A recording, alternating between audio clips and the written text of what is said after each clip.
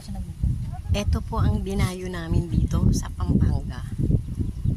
Kape. Napakasarap po ng Himalayan salt. First time ko nakatikim. Ere oh, ere. Ayan oh. May bula-bula pa. Tingnan nyo, di ba? May gatas-gatas pa yung bibig ko. Ay na. Di ba? May gatas ka pa sa labi. Tingnan ka na, may gatas ka pa sa labi. May gatas po ako na labi. Tumalsik ba?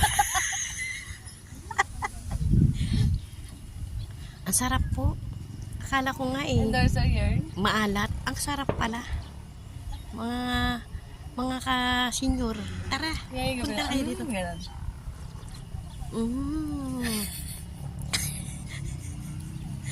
Ang sarap. Napapapikit ako sa sarap. Isa pa nga.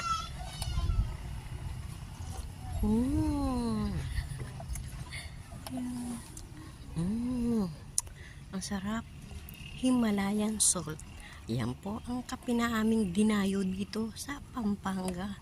Try nyo rin.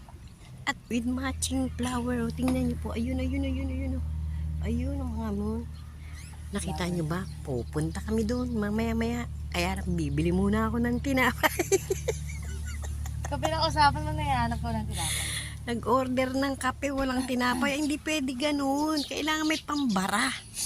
Ha? Dapat nagbaon ka. Sabi ko sa'yo, magkakape tayo, di ko pa bumili yung tasty. Ay, hindi ko alam kung totoo yung sinasabi mo eh. Iba na presyo ng tasty Kaya, dito. Wala ko nakitang bakery. Sana binaka ko pala yung tasty ko. May tasty ako doon, 1/4.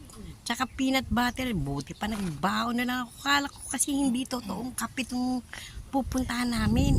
Kaya ayan oh, na-surprise ako. Kaya lang, nagugutom ako. Kailangan ko ng tinapay. Teka lang ha, May gutom mo bibili sa muna Friday. akong tinapay.